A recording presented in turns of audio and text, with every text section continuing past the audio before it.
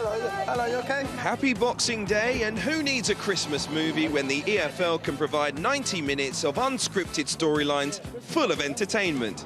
A full 36-match fixture list today, and not a single turkey in sight. Home Plains! We're in Hertfordshire for a championship clash between two informed playoff chasers, both targeting a third straight win. At Watford, it's starting to feel like the calm after the storm. 3 managers last season, but only Valérien Ismaël required for this campaign, and he's shepherding the Hornets towards the top 6. Elstead punches, drilled back in, saved, and Healy's there, and Watford have won it! Back-to-back home wins for Liam Manning has Bristol City well positioned in the chasing pack. If they can take that form onto the road, the Robins could really take flight. Oh, it's gone in! Jason Knight. Bristol City have turned this one around again. So both sides looking to finish the year strongly, but they'll have to be wary of one another this afternoon here at Vicarage Road. Your commentator for this one is our very own Dan Mason. Watford have opted to rotate today with 4 changes in all. Francisco Serralta is back in defence, while Ryan Andrews and Yasser Asprilla freshen things up down the right. Up front, Mileta Rajovic returns after scoring at Blackburn last time. Liam Manning has largely kept faith with the City side that has won their last 2. Just the one change for them. Joe Williams comes into midfield with Matty James on the bench, alongside veteran strikers Andreas Weimann and Nahki Wells. 4 wins out of 6 for Watford prior to today. It's a tough assignment for the Robins. Seamer's free kick. Rob Dickie underneath it.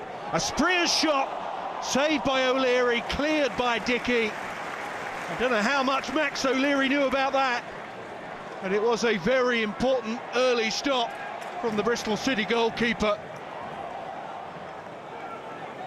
Pring's pass over the top, looking for Gardner Hickman. And leaves it for Anis Mehmeti here. Bristol City starting to look a threat now with Anis Mehmeti, who wasn't too far away. Mehmeti, who scored the leveller against Hull on Saturday, he's looking lively once again. The Robins are still looking for a first away win under Liam Manning. They've got themselves a free kick here. Taylor Gardner-Hickman fouled. Gardner-Hickman will swing it in. Watford head on it, only as far as Cameron Pring, and Bristol City take the lead.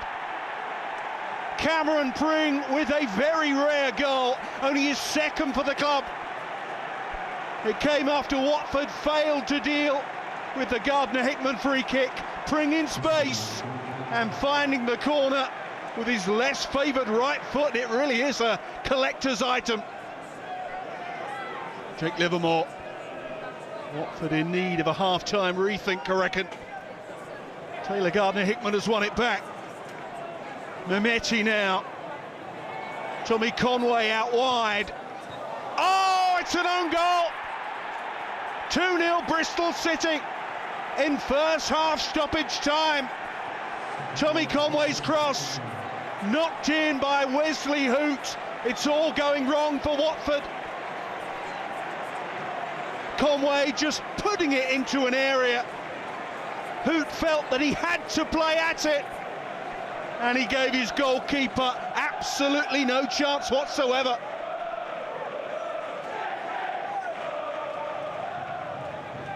Watford then in danger of back-to-back home defeats, and 3 without victory at Vicarage Road. Here's Asprilla into Chakvetadze.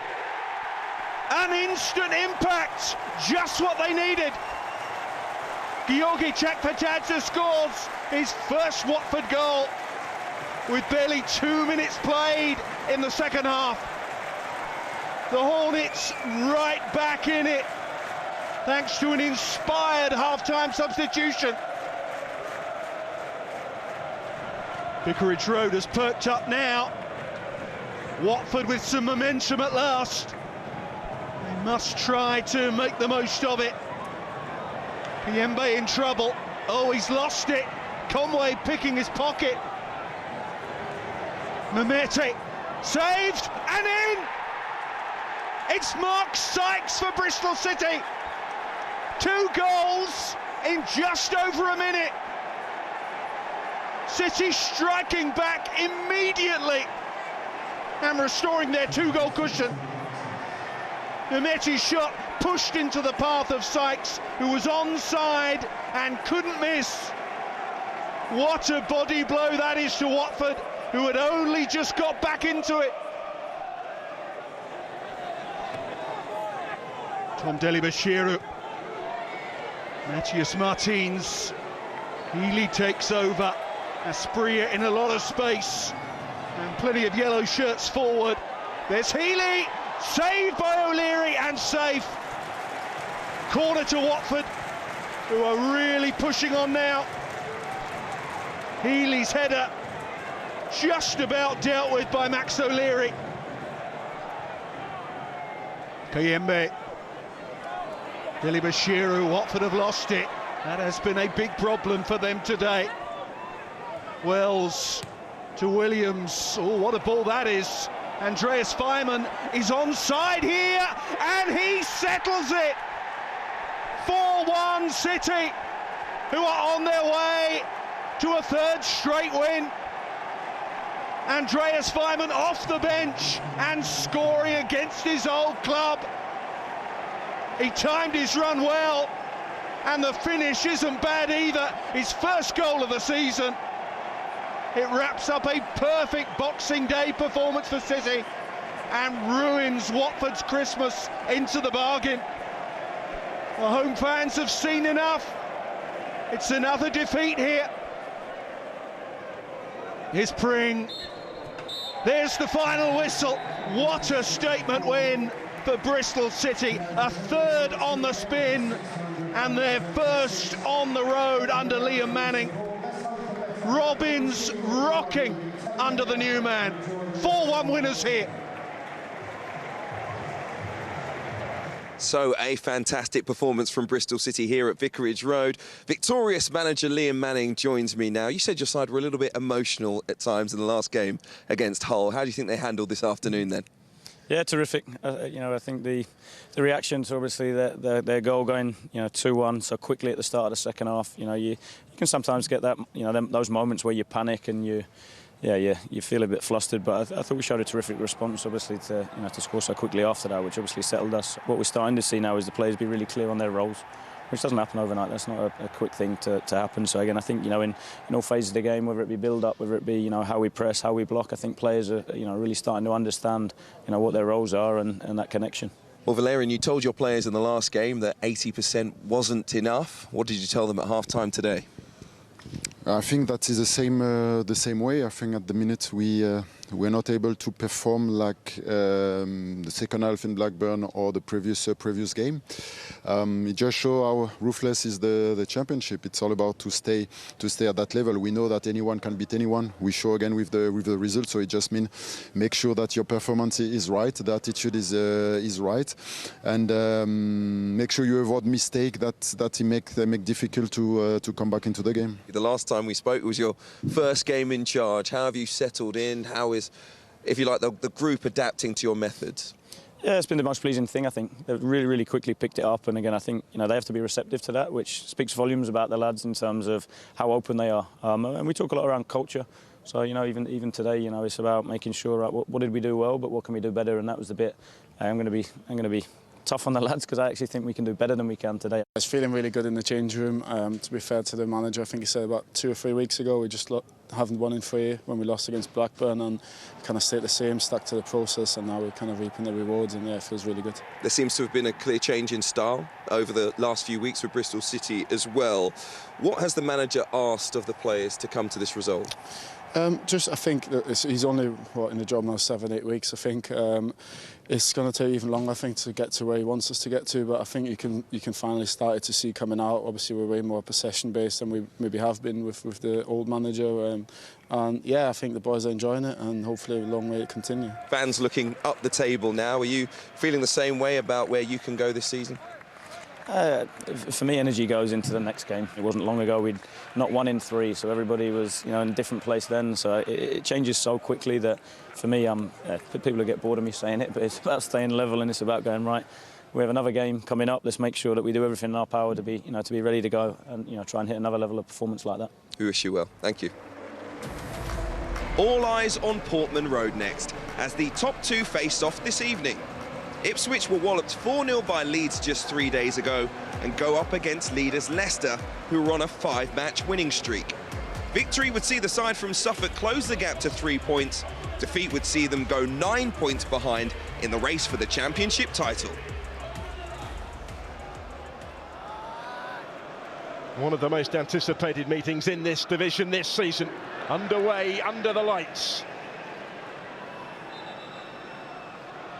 First to stay down here, having attempted to get on the end of that. Sam Barrett, the referee, just calling for the attention of the medics. Just overstretched himself. It will be an early end to the evening for George Hurst against his former club. This is not how he dreamt the evening unfolding. This is where we will find out what Kieran McKenna's side are made of.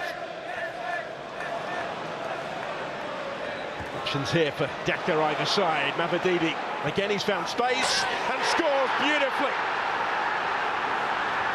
Huge moments. Steffi Mavididi for Leicester City. He took it really smartly. His 8th championship goal of the season. And what has been a hugely productive first season with the Foxes. This is a wonderful finish. Battling for the bouncing ball, has lost out though. Mavididi comes clear with it, slips it through. There was a big chance for Patson Daka. Good save by Vaclav Vlatkic to keep him out. Given the form that Daka's been in front of goal recently, he would probably have been expecting to make this 2-0 from here. It's corner kick number 8 that they forced already. Heath Davis to take, up from the back was Burgess. And it was a chance for the Australian international centre-back. Still looking for his first goal of the season, Cameron Burgess. And that was maybe his opening. Morsey. Called by Chaplin, he will get it back from Jackson. Connor Chaplin turned away from trouble by Hermansen. Didn't manage an attempt on target in the first half, but they have found rather more of a threat. Mats Hermansen getting busier.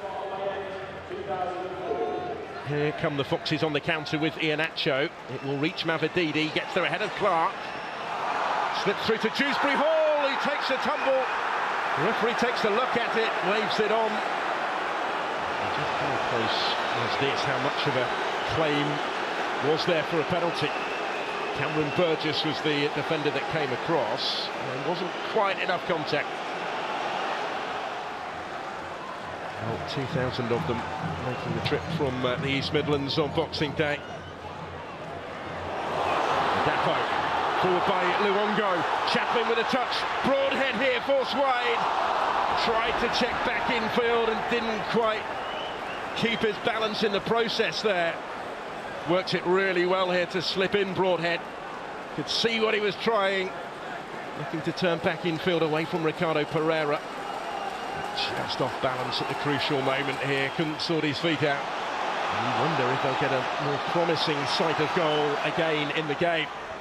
Nearly halfway through the 5 additional minutes, Ipswich keep coming. Not yet been able to find that little bit of quality to find a way through. That might change here. Oh, it's in. Bit of quality, bit of fortune as well, maybe. As it deflects into wrong foot, the goalkeeper.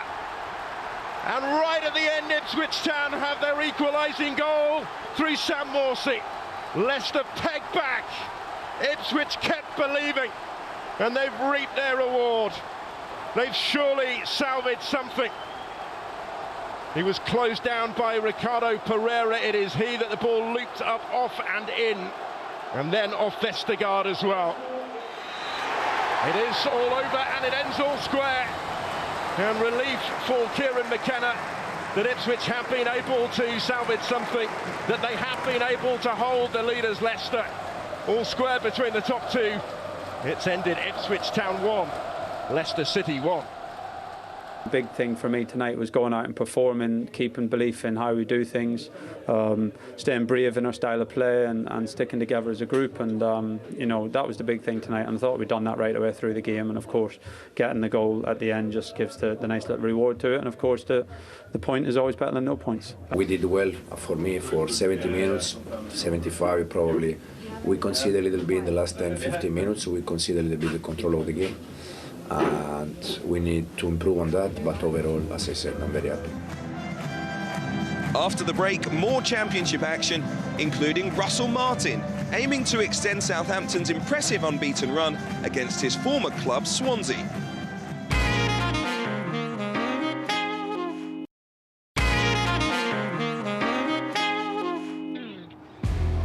Deepdale is where we head next, with Preston looking to avoid a third straight defeat, and with a tricky task in the shape of Leeds United, who are looking to keep up their chase on the top two. It could really be a fruitful, festive period for Leeds United. That victory over Ipswich really did send a message to the rest of the league. Miller for Preston. He's going to go for goal, bending it into that bottom corner. Meslier watching it wide. I think that Preston will be quite pleased with the opening half an hour of this one. They've kept it tight. Rutter was caught late. It's a rather reckless challenge that earns the second yellow card of the match. And it goes the way of Ali McCann,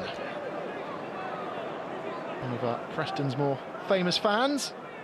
Good to see him back, the former England cricketer. Kamara. He sold Spence short. And Preston able to come away with it. And they release Miller. Miller with a chance to run. Two for company. Twisting and turning, and he's still going. He wants to get his shot away. Forcing the save from Meslier, who had to be alert. He has been the brightest spark for Preston so far in this first half.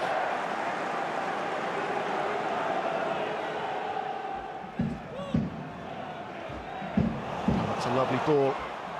Can he get there and keep it in? Pulled back towards Peru, who can't pull the trigger because that is a perfectly timed challenge by Ben Whiteman. He had to make that challenge. He had to time it perfectly, and he did just that, just as Peru was about to try and pull the trigger. Now Preston have a little bit of space and an opportunity with Potts. 5 to aim for.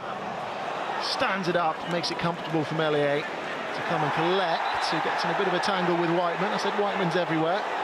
Osmajic gets involved, and Meslier raises a glove, and he is off. A hand to the face. Illan Meslier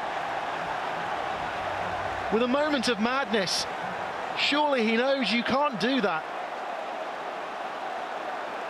Daniel Farke's side will play out the remainder of this contest down to 10. And not only are they down to 10, they've lost their goalkeeper. Carl Darlow being called into action sooner than he would have expected. Well, it's a Boxing Day fixture, and a hand to the face has changed the complexion of this contest. Miller gets the ball in, headed goalwards and headed in! And then numerical advantage has given them the lead almost immediately. It is the captain, Alan Brown, who breaks the deadlock at Deepdale. Miller with the ball in. Alan Brown placing it firmly into the bottom corner. His 4th goal of the season. Carl Darlow has barely had a touch. Well, as things stand, Leeds United heading for what will be their 5th away defeat of the season so far. Little layoff by the substitute, and it releases James. James goes down in the box, and the referee says penalty. Some fancy footwork by the Welsh winger. And the referee had no hesitation. Clipped was he there by Ali McCann. The referee certainly thought so. McCann has been booked in the first half. Clear contact. James going to ground.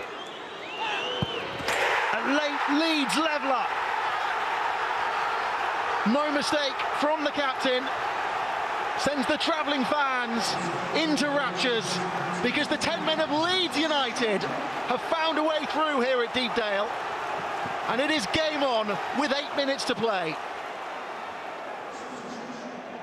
And still the white shirts getting numbers behind the ball. Maybe Miller can try and change that now. Up against Gray, as he has been all afternoon. Gets away from him. Miller still going! Oh, how about that? He's been the brightest spark for Preston throughout this match. And is that spectacular strike the winning goal? He picked it up here and he just decided to go alone. He had no right to score from where he picks up the ball. He cuts in field away from Gray. He keeps on going and then is able to bend it beautifully into the top corner. It is Preston who celebrate this Christmas. A Boxing Day belter from Liam Miller secures all 3 points against Leeds United. A big win for Ryan Lowe and his Preston side. Preston North End 2, Leeds United 1. New Sunderland boss Michael Beale apologised to the fans after their 3-0 home defeat by Coventry in his first match in charge. Next up, a trip to playoff chasers Hull, who were also beaten last time out. Jude Bellingham in attendance for the second Sunderland match in a row to watch little brother Job, and his faith would have been tested during a match that struggled to catch fire. Michael Beale's second match in charge, low on quality until the 70th minute when there was finally some action. First, Patrick Roberts' effort was easily saved. Liam Rosenior's side had won 4 of their last 5 at home in the Championship, but chances had been few and far between against Sunderland. Moments after Roberts was smothered by Matt Ingram, it was time for Anthony Patterson to shine at the other end. He clawed away Liam Delap's driven effort. With time ticking down, it was looking increasingly likely that it would only take a single goal to claim all 3 points. Tyler Morton forced another save from Patterson. But as the match opened up and became more end-to-end, it was the visitors who sealed the win. Jack Clarke was on his joint worst run of the season after going 4 matches without a goal. But form is temporary, class is permanent. His fine individual goal 8 minutes from time would have even raised eyebrows from the elder Bellingham. More importantly, it marked a first win for Beale, and no need to issue an apology to fans after this performance. A big day for home boss Russell Martin. 2 seasons a Swan, now a Saint, and a successful one of late. Samuel Edozie forayed forward, and the ball found its way towards Joe Aribo. His first of the season, normal service. His team had won 6 of their previous 7 at home. They haven't lost in the Championship since going down at Middlesbrough on the 23rd of September. They were being helped on their way, the Welsh side contributing to their own downfall. Nathan Wood for Carl Rushworth, a rush of blood to the head from the keeper. Rather dozy, you might say, as Edozie smartly profited. This festive movie turning into something of a horror show for Swansea fans. As you can see, the Southampton man's back heel just went over the line, despite the efforts of a backtracking Ben Cabango. Swansea's dubious defending continued as their opponents cruised towards their 11th maximum in 16 games unbeaten. An Adam Armstrong assist for Ryan Fraser. The side in red and white shirts surging above Leeds into 3rd, and this was some impact off the bench from Fraser. He hadn't scored at home for the club before this and wasn't done yet. Panto season, the Scot, a lad in the box, having great fun. His first brace in more than 5 years. All smiles on the south coast for the hosts and their 2-goal hero in particular. Absolutely no respite for caretaker boss Alan Sheehan's charges, who will feel the scoreline somewhat harsh, and it got even worse. The irrepressible Fraser teeing up Shay Adams. 5-0, 5 for the campaign for the striker, matching his tally in the Premier League last term. Life down a level proving wholly more satisfying for Southampton, as Martin's ex-employers were well and truly sunk. Perhaps looking to make up for disappointing recent performances, West Brom started strongly against Norwich, dominating the game, and unfortunate not to take an early lead when John Swift's volley came back off the frame of the goal. Norwich were having to work very hard to stay on level terms, and their cause was hurt very badly by 2 bookings inside 3 minutes for Borja Sainz. The second of those was for waving an imaginary yellow card at referee James Bell, who responded by waving a real one straight back at him. Norwich down to 10 men, with over an hour of game time still to play. West Brom's breakthrough was to come 5 minutes into the second half. Brandon Thomas Asante finishing from Grady Diangana's knockdown. A 3rd goal in 5 games for the Baggies striker. Albion were to make hard work of this, however. They were indebted to goalkeeper Alex Palmer for a magnificent save late in the game to preserve their lead.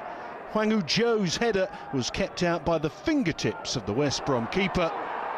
No wonder Norwich had their heads in their hands. Their 5-game unbeaten run comes to an abrupt end.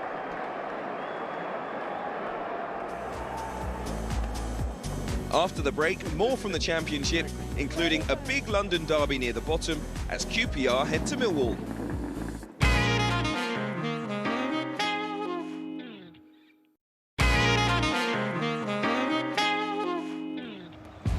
Wayne Rooney's Birmingham picked up a draw against Steven Schumacher's former side Plymouth last time out. They were hoping for a little more against his new team Stoke City this time around, as the Potters boss went in search of his first win in charge against his old Everton Academy teammate.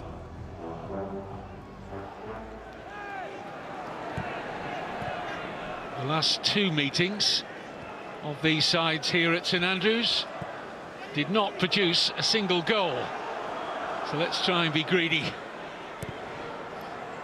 Useful ball in, Hoover missed it, and this is Gooch, big opportunity and off the line by Roberts. Driven back in to very good effect. Gooch who had the initial opportunity. Roberts cleared, and then Thompson came in with a really well directed left foot shot that found its way into the back of the net. With the aid of a deflection, it has to be said.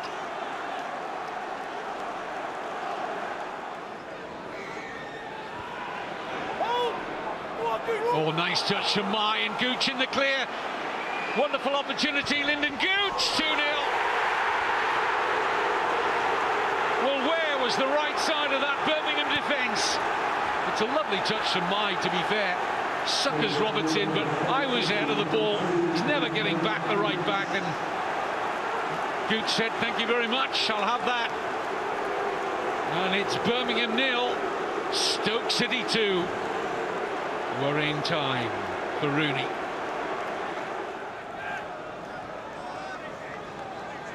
Bakuna with the corner. In goes Sanderson. It's well defended by Berger. Out to Dembele. Bakuna. Roberts! Well, that's a big miss. It was so inviting for Mark Roberts. It's a lovely ball in by Bakuna. Right to the top of his leap, and the timing is right, but the direction's not there.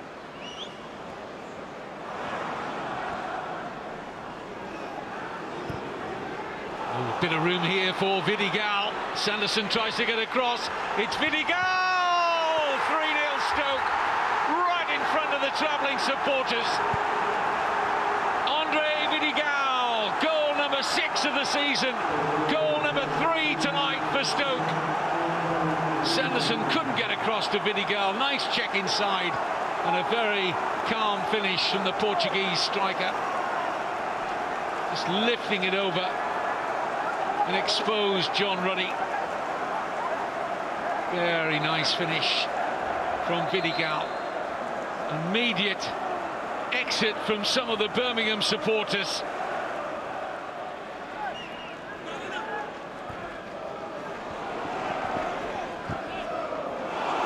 Chamdu found a way through, hits the outside of the post. Well, he didn't see much else on here, Junior Chamdu, so thought, why not? I'll give it a go. Donovan found a way past Hoover. It's Romel Donovan. Is it going to be an early impact? It might be, you know. Denied, and Stansfield takes advantage.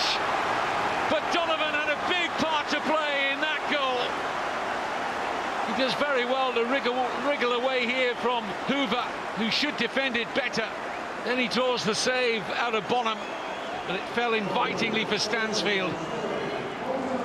And he drove it into the back of the Stoke City net. Birmingham 1, Stoke 3. Could be the last kick. It is. More trouble for Wayne Rooney. But for Steven Schumacher and Stoke, it's an excellent start for the new boss. It's finished here in the Championship at St Andrews. Birmingham City 1, Stoke City 3. So that's our first win, I think, in 10 games. So the players obviously have lacked that little bit of confidence. They've had a few results go against them late on in games, and that can be sucker punch. But we started to say, look, let's draw a line under that. This is a new start. We're now 4 unbeaten. Gally, obviously, we had 2 draws before I came in. We've had a draw and a win. So yeah, hopefully that confidence can grow and we can get some momentum going, because as we know, the league's still really tight. Coventry now still buzzing after a big win at Sunderland before Christmas. Sheffield Wednesday not quite as happy after their late defeat to Cardiff. Still in formidable form at home, Coventry always looked like having a bit too much for Sheffield Wednesday to handle. A 20th minute goal for Tatsuhiro Sakamoto, his second of the festive period, put the Sky Blues on the way against Wednesday, who had been playing most of the game without the ball. In the second half, though, the Owls were more proactive in attack, on the front foot and asking more questions of their hosts, but they continued to let themselves down in both boxes.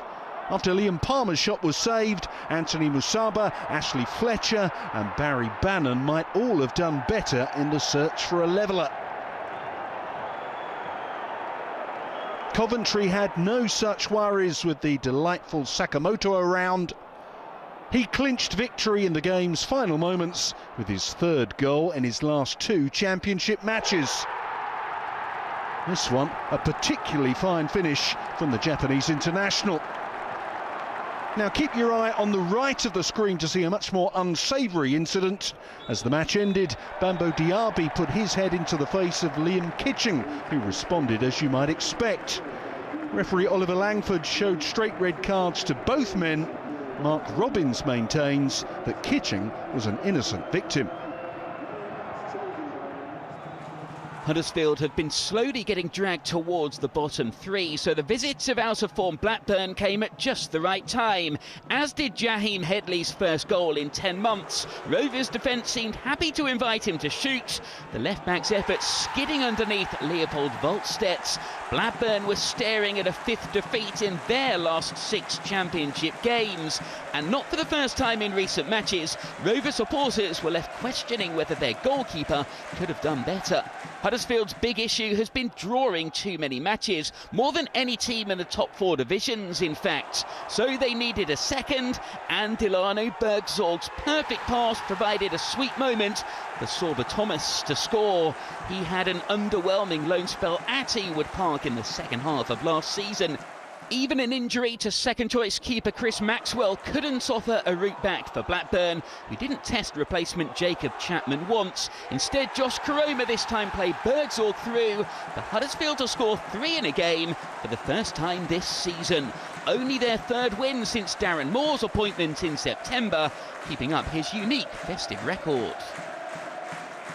Are you aware of this special Boxing Day record that you've got? No. 100% winning record on Boxing Day. All right, I didn't know that. That's nice. So yeah, no, I didn't know that. Today for me was just about coming today and you know, getting the team right and getting our focus and intention right, because being at home, we just wanted to get the 3 points, and that's a special moment for me. Plymouth fans have travelled more in hope than expectation this season. They and Rotherham started the day as the only sides in the division yet to enjoy an away league win. But with Morgan Whittaker in the side, anything is possible. And their top scorer was on top form again here. That goal number 11 of the EFL season, and just his second on the road. The trouble is, the Pilgrims' progress in the Championship away from home has been hampered by defensive vulnerability, highlighted by the appropriately named Matt Butcher, who made a pig's ear of that back pass, a Christmas turkey of the wrong kind for Plymouth, and a pun writer's dream as goalkeeper Connor Hazard tried in vain to keep the ball out. The Bluebirds were back in the match as a result. The visitors still had their heads in half-time 2 minutes after the break when Cardiff made their move. Carlin Grant scored last time out against Sheffield Wednesday, and he clearly has his eye in currently, if that finish is anything to go by. So far so good then for the home side, who'd lost 3 of their last 4 in front of their own fans.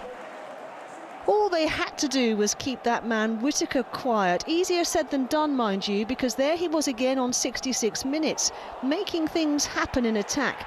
Because even though his initial effort was saved, he reacted quicker than anybody else to make sure that rebound was his. The men in blue would try in vain to get hold of the Plymouth number 10, but still the former Swansea man remained elusive. His creativity would eventually tee up Finn Azaz initially, although the chance for Ballymumba was even better. Much to the frustration of caretaker boss Neil Dewsnip, he couldn't convert, but the men in green did still have a rare point on the road to take back to Devon. I think that's 5 or 6 games now that's unbeaten. Admittedly, 1 or 2 many draws, I guess. But we're close, we're getting better. This battle of the Championship heavyweights with a stale first half needs to get going. It could do here. A shot from distance, and it's poked into the back stick. Millwall take the lead. It's Bradshaw wheeling away. What more instrumental. Saville with a cross-come shot. He'll have to confirm later on, but at the back post, Bradshaw with it. And here come Millwall looking for a second and potentially put this game to bed. There's way too much space, and the good save from Begovic, unleashed by Emanku. QPR desperate for an equaliser, struggling in the table. They'll need one here. It's a good back post shot and goes wide, just goes wide. Head in hands time for Cannon. Post-mortem begins. Here come Queen's Park Rangers again. Chair into the box. Queen's Park Rangers need to create something. Adoma could do. He has gone down. There's appeals for a penalty. He wants it. Other Queen's Park Rangers players want it. And Adoma just gets his legs tangled. The Saville goes down. I tell you, you've seen those given. Can they give the home fans something to cheer? It's 1, now it's 2. Millwall have the second and surely have all 3 points now. It's Murray with it, his second of the season, and he's just too strong at the back post. And it finishes Millwall 2, Queen's Park Rangers 0. In a moment, Rotherham and Middlesbrough complete our Championship review. And then it's all about League One, including Derby County, with a couple of extra days rest ahead of their trip to Wigan.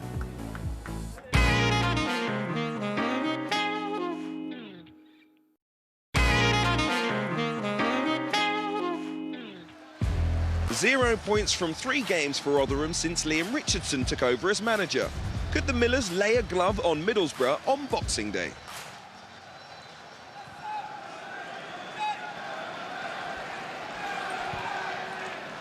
Barlaser threading the needle beautifully. Greenwood. Neat pullback too. Not sure it was on target in the end, the effort. But certainly Victor Johansson was just diving down to his right to make sure he had all the angles covered. That's the quality of the ball from Barlaser into Greenwood.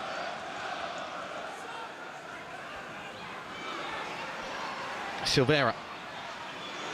Opportunity for Greenwood. A good save as well. Johansson needed to use one hand to get it over.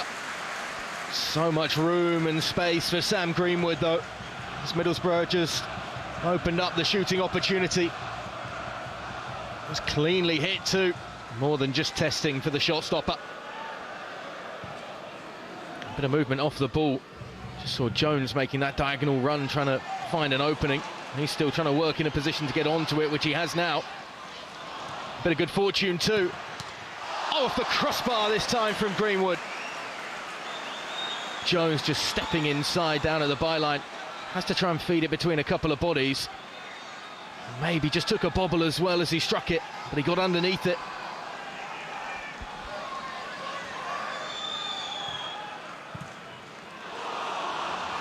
Borough looking to exploit the defence once more here. Silvera in behind, first chance for him, and he can't take it.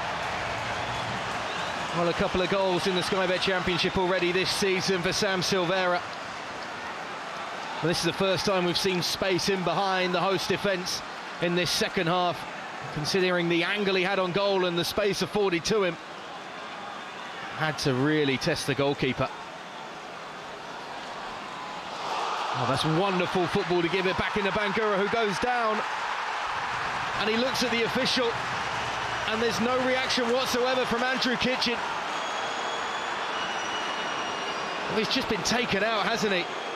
I know it's shoulder to shoulder, but it's the arm coming out as well. He's gone slightly in the back of him too. I mean, it's all just untidy from Hakeem Odoffin, and I'm very surprised that the referee hasn't pointed to the spot there.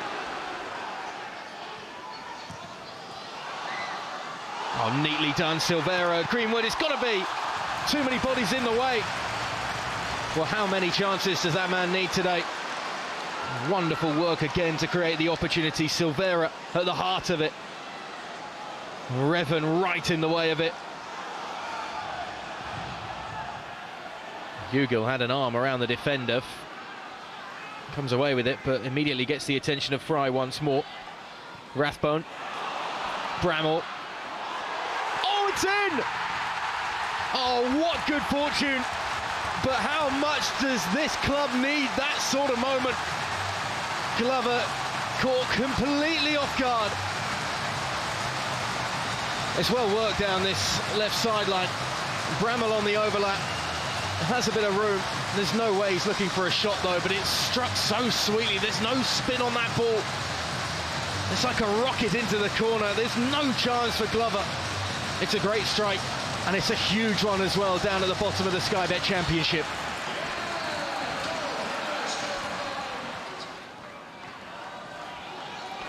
Good turn by Rodgers. Good pass by Rodgers as well. And it's a good hit. Fantastic save by Johansson to tip it onto the post. Phenomenal stop to deny Riley McGree. Rotherham have a victory in the Sky Bet Championship. It finishes here. Rotherham 1, Middlesbrough 0. With the effort, the work ethic and the endeavour, you earn that little bit of luck in the last 3 performances, so to speak, since I've been here.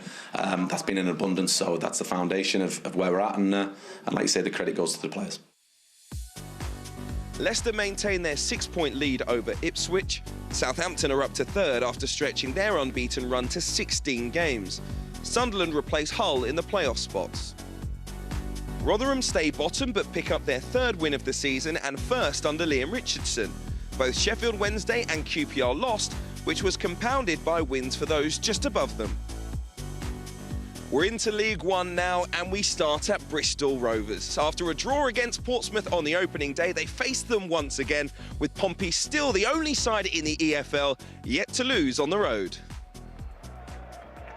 That proud Pompey away record was always going to be tested by a Rovers side who've been rejuvenated by Matt Taylor's arrival at the club, and they were almost in front here thanks to Tristan Crammer. They did, though, have the lead shortly afterwards. Top scorer Anthony Evans doing what he does best, and the Memorial Stadium was threatening to produce for the Pirates yet again. Even though Rovers are a tough nut to crack in front of their own fans, Portsmouth were patient and persistent, and that was rewarded when Marlon Pack set up Paddy Lane's 6th of the season. 5 of them have come on the road now. So Pompey looked to be heading home with a point, and those fans returning to the south coast who chose to make an early exit were probably glad they did, because with 94 minutes on the clock, Harvey Vale found a brilliant cutback, and there was Luke Thomas snaffling his first league goal in 3 months, and that glorious Portsmouth run on the road had finally hit the buffers. The League One top scorers Peterborough welcomed the second leakiest defence in the division to London Road, and it started predictably enough. Ephron Mason-Clark rattled the post just before the break.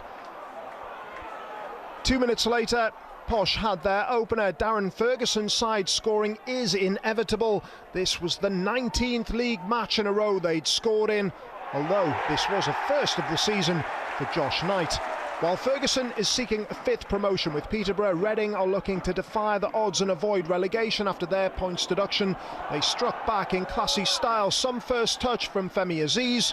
The finish from Sam Smith wasn't bad either, and the second half substitute had the Royals level. The quality factor was high in this one. Each time one side struck, the other responded. Parity only lasted 6 minutes before Mason-Clark gave Posh the lead once again, this time steering his shot the right side of the post. But Aziz had the final word. The 22-year-old could well be key to Reading's survival hopes. His initial determination set up the chance, which he eventually finished with chilling accuracy.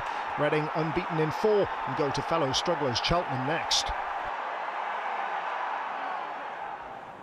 Although Cambridge were missing their top scorers for the trip to Oxford, it didn't stop them taking the lead. Jordan Cousins with his first for the club and his first goal since February 2019. This was not what U's boss Des Buckingham was looking for, with wins elusive since he took over. Still, when Tyler Goodrum got the better of former Oxford keeper Jack Stevens, it was game on again. Having lost to a goal 7 minutes into added time on Saturday at Northampton, Oxford came up with a late show of their own to ease the pain of that memory. Just the 5 added minutes gone here as Kieran Brown got the final touch. There was just no catching him or the U's after that.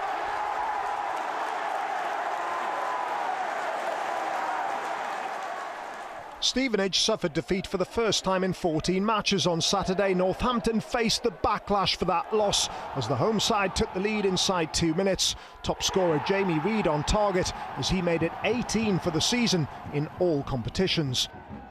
Just before half-time, echoes of Papi Cisse from Jordan Roberts. The gantry almost obscured this brilliant effort. Cross or shot, it didn't matter. Steve Evans' side were cruising back to winning ways. Elliot List made it 3-0 a little over 20 minutes into the second half. This a routine victory for the home side. Town didn't register a single shot on target. Their fans had seen enough of this turkey.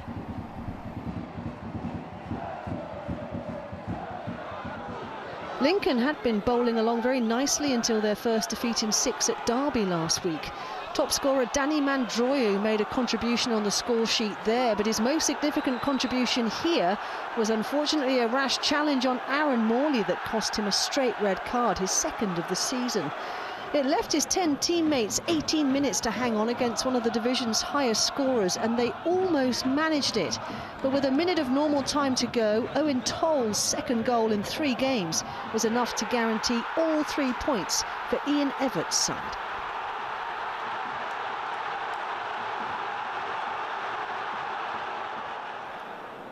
Derby were playing their first Boxing Day match in 3 years and took the game to Wigan 12 minutes in when Kane Wilson's header seemed destined to give the visitors the lead, only for Sam Tickle to stretch out his arms and pull off a great save. Aaron Cashin hit the post with a follow-up. Tickle wasn't quite so assertive minutes later, and when Tom Barkhuizen got the ball back into the box, the keeper was left stranded by Curtis Nelson's well-placed header. Paul Warne's side on a great run. They've won their last 3 on the road without conceding and will look to extend that run at Oxford on Friday. Vale Park has been the stuff of nightmares for Port Vale as 2023 draws to a close. They'd lost 5 out of their last 6 in the league at home heading into this one, and Barnsley sensed blood 17 minutes in when Adam Phillips gave the Tykes the lead. It was 2-0 just after the half-hour mark. Fantastic work by Devonte Cole, and John McAtee swept in. He's enjoying Christmas. That's back-to-back goals for him, and Barnsley on course for back-to-back wins. It got even better for McAtee 5 minutes later. When you're hot, and this striker is banging form. He took aim from fully 35 yards out. That's his 7th goal in his last 7 appearances in League and Cup. At 3-0, that should have been that, but Andy Crosby's side made a good stab at finishing the year with one of the great comeback stories. With 18 minutes to go, Ethan Chislett pulled one back. A few minutes later, Crosby threw on 16-year-old Jack Shorrock, and he continued the fight. His cross from the left played back into the danger area, only for James Wilson to head straight at Liam Roberts. But deep into time added on, no mistake from the teenager who'd only been recalled from a non-league loan spell hours earlier. Shorrock, already the club's youngest ever player, now their youngest ever scorer. But not enough to rescue anything from this match. Burton needed to put the brakes on a run that's brought just 2 points from 8 games, and the signs early on were good. Bobby Camwer put his head in where it hurts and was rewarded with his first goal in almost a year. The aerial threat from the home side would be a mighty one. Sam Hughes won the header and almost teed up fellow defender Ryan Sweeney with the leftovers. Hughes would get involved after the break too, and again was close to extending Burton's lead. That said, a first win in over 2 months was very welcome indeed. Alfie May scored in a pre-season friendly against Leyton Orient. It was a sign of things to come, but he was denied the opportunity to try and claim his 20th of this season from the spot when his handball claim was waved away. With just 10 minutes to go, the home side took the lead in this Boxing Day derby. Omar Beckles with the all-important goal for Leyton Orient. Dan Aji, who supplied the cross, making an instant impact from the bench. Charlton had drawn their last 3 on the road and were denied a point in this one when Sol Bryn saved well from Corey Blackett-Taylor. Orient won't want December to end after picking up 6 points from their last 3 matches. They host Wycombe on Friday. The best Christmas present Exeter could give their fans was goals and 3 points at home, but when Alex Hartridge was denied, it looked like more of the almost but not quite story. The need to find the back of the net was one of the reasons teenage striker Sonny Cox was recalled from his recent loan spell at Yeovil, and his first Grecians goal since October of last year could not have been better timed. Fast forward to deep into added time, and having not long hit the post, Dale Taylor went down in the area. Penalty, said the referee, and a chance for Luke Leahy and struggling Wycombe to earn a valuable point. Aston Villa's on-loan keeper Vili Sinisalo, though, had other ideas, and thanks to him, Exeter had their first home win since September. 2 of League One strugglers had a chance to do some damage to a fellow relegation candidate, and it was the visitors who looked to seize the initiative. Midway through the first half, Owen Moxham with a hit as clean as you like, his first goal since scoring in back-to-back matches at the start of the season. Carlisle boss Paul Simpson had given a debut to teenage keeper Gabe Breeze. There was nothing he could do about Jayden Stockley's equaliser. A point wasn't of much use to either side, and it was Carlisle who probably should have taken all 3. A heavy touch from Jay Lynch left Ryan Edmondson with all the goal to aim at. He finished with the confidence of a striker who'd only scored once all season. Cheltenham offered further evidence of their continued improvement as they threatened early against the Shrews. Liam Sercombe tried his luck. Marco Morosi kept him and the slipping and sliding Rob Street out. There was no stopping Darrell Clark's side, though, because George Lloyd made sure of that. A subtle finish on 34 minutes for his first goal of the season, and League One's bottom club were on their way. The target for the Robins was back-to-back wins for the first time since March, and they would achieve it with the help of another first. Lloyd had never scored twice in a league match before. Well, now he has, and Cheltenham continue to make eye-catching progress.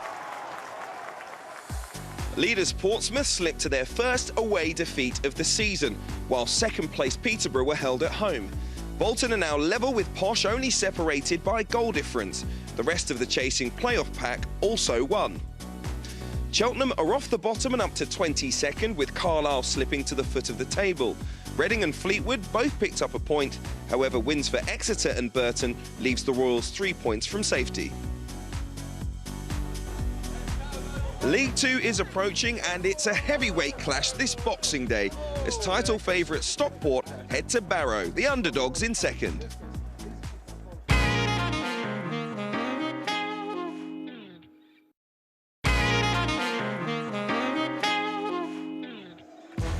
What a match to kick off League Two. Barrow in second after 7 straight wins, taking on leaders Stockport County, with a chance to halve the 6-point gap between them.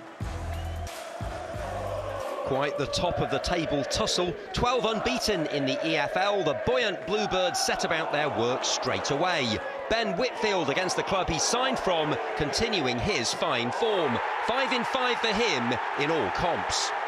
This was Barrow's biggest attendance since returning to the Football League, and the home fans were absolutely loving it.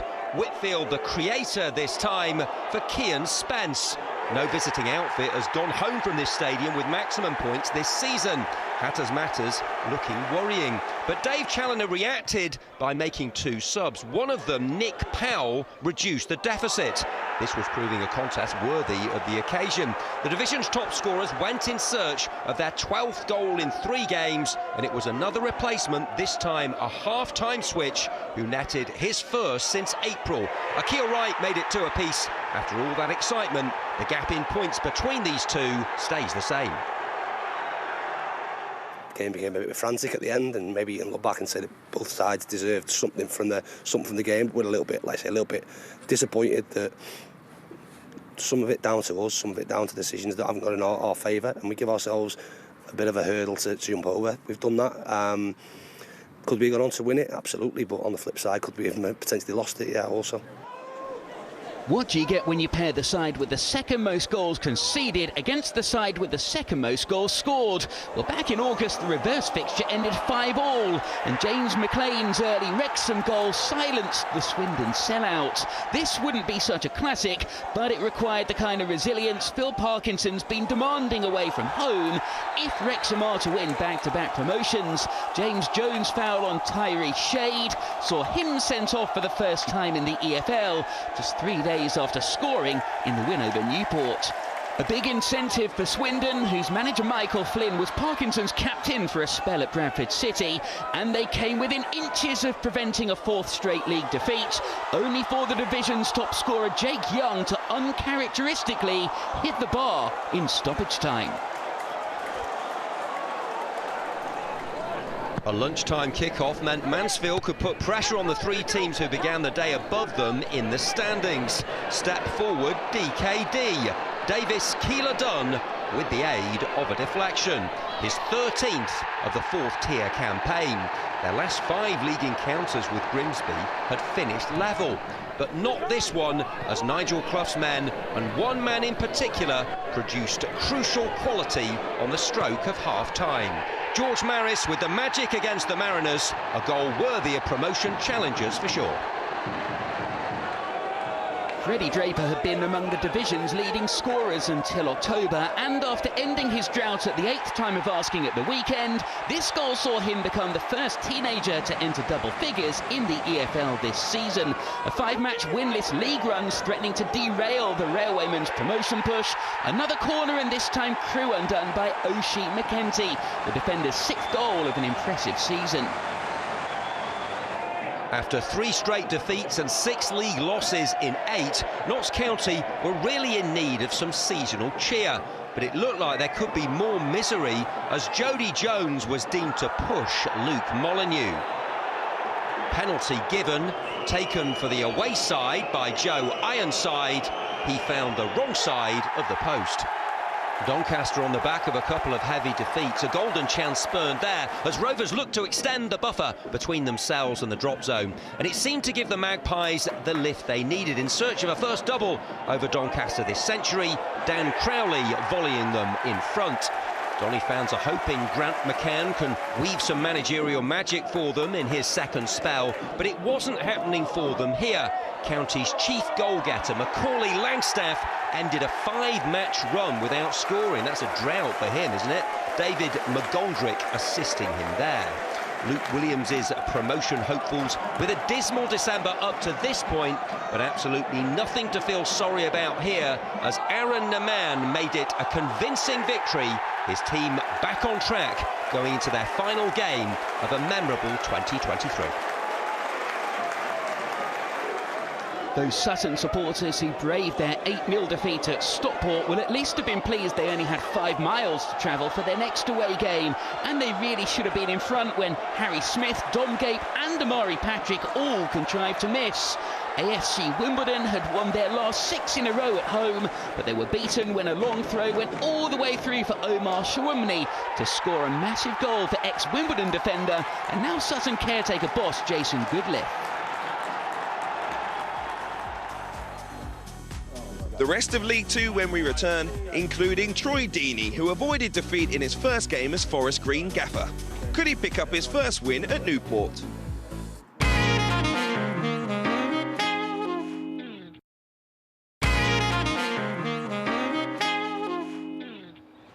Next, it's Bradford City, bouncing into Boxing Day after 6 straight wins in League and Cup. Morecambe were out to avoid being unlucky number 7. After 6 straight wins, few would have anticipated Bradford's start here. A free kick and unfortunate bounce off Emmanuel Osadebe allowed James Connolly to put Morecambe ahead. They'd won 5-0 at Doncaster in their last away game, and when Jordan Slew crossed for JJ McKinnon to put them 2 ahead, it looked like they'd be moving above Bradford in the playoff chasing pack. But the Bantams were on their best winning run in 29 years. Inevitably, they did make a fight of it. Andy Cook's touch set up Clark Adore to score, and the 18,500 who packed Valley Parade for the first Boxing Day home game since 2017 had an equaliser to cheer from the Ginger Cafu, otherwise known to anyone outside of Bradford as Brad Halliday. Accrington lurking just outside the playoff places before kick-off. They'd won every previous meeting with Harrogate, and Jack Nolan precisely placed them ahead here. Stanley hit 3 in their previous away fixture, but Harrogate have hit some form of late. Chasing a 3rd straight maximum, Jack Muldoon notched an equaliser.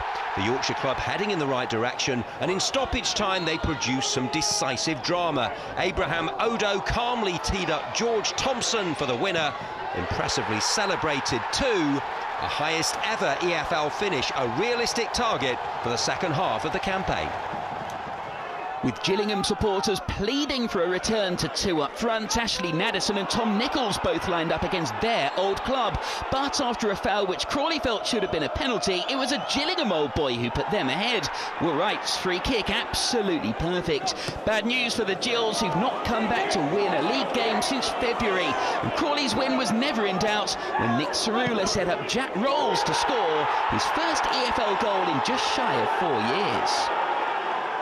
Longevity, loyalty, legend. Dean Lewington breaking the EFL record for league appearances for a single club, 771 and counting.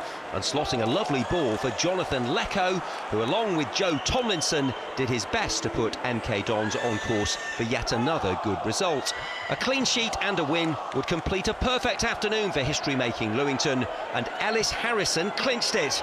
Colchester struggling, but this day was all about the Dons' 39-year-old captain. Same old nonsense week in, week out were the words of Graham Coughlin following Saturday's defeat at Wrexham, promising changes to his squad next month. So imagine the horror for Ryan Delaney when he put through his own net just 2 minutes in. The first goal under new Forest Green boss Troy Deeney, and he didn't have to wait long for another. Somewhat appropriate on the day of the Feast of Stephen that top scorer Matty Stevens would end his 2-month goal drought. Moments after missing a golden chance to put the game to bed, the visitors were reduced to 10 men. Callum Jones was already on a booking when he lunged into Lewis Payne with inevitable consequences. What followed was a 9-minute spell that must have left Deeney questioning if he'd done the right thing in taking on such a thankless job. Top scorer Will Evans got a goal back from a James Clark cross, and then in the blink of an eye Rovers were undone by a carbon copy. Payne this time the provider for Evans' 16th of the season. Deeney recently appeared on Celebrity Mastermind, failing to score a single point on his specialist subject, and he'd leave South Wales pointless too. Payne this time the scorer to turn the game on its head. Deeney would be willing the final buzzer by the time Delaney made amends for his earlier OG. The Newport captain scrambling his first for the club to make it 4-2. Tranmere vastly improved under Nigel Atkins. They kicked off a point above their hosts. Harvey Saunders opened his account for the season for a side without an away EFL victory. Rovers have never lost at this stadium, and it looked as though that record was to continue as Kieran Morris doubled their advantage. Salford struggling badly and dropping down the standings, seemingly destined to go 8 without a win in League Two for the first time ever, as an in-form Connor Jennings scored his 3rd in 5 EFL appearances. Hammy's boss Neil Wood in desperate need of a boost, and he did get one 10 minutes into the second period from Matty Lund. Hope for the home team, but a comeback looked unlikely, and any suggestion of one was effectively eradicated by Regan Hendry. A regal finish and performance from the visitors. City edged a 7-goal thriller in the corresponding fixture in August, but this one was eventful for largely the wrong reasons from their perspective. Conor McAleny with a second yellow for that foul on Brad Walker. There was still time for insult to be added to that red card injury. A wonderful afternoon for the Wirral club completed by Josh Hawkes. Boxing Day a time for leftovers, but also left-footed finishes for Tranmere. All 5 of their goals scored in that fashion, their biggest away league win in 10 years as well. Stockport stay top, but their lead is cut to 4 points. Wrexham are up to 2nd, with Mansfield replacing Barrow in the automatic promotion spots. MK Dons replace Wimbledon in the playoff places. Sutton are off the bottom after their shock 4th win of the season, their first victory on their travels since February. They're now 6 points from safety, following defeats for both Salford and Colchester. We're back on Saturday night at 8 p.m. here on ITV4 with our final show of the year, reviewing all the action from the last round of fixtures in 2023. So that's your lot from here at Vicarage Road. Liam Manning's Rockin' Robins making it 3 wins on the spin and giving Watford what for. Bye for now.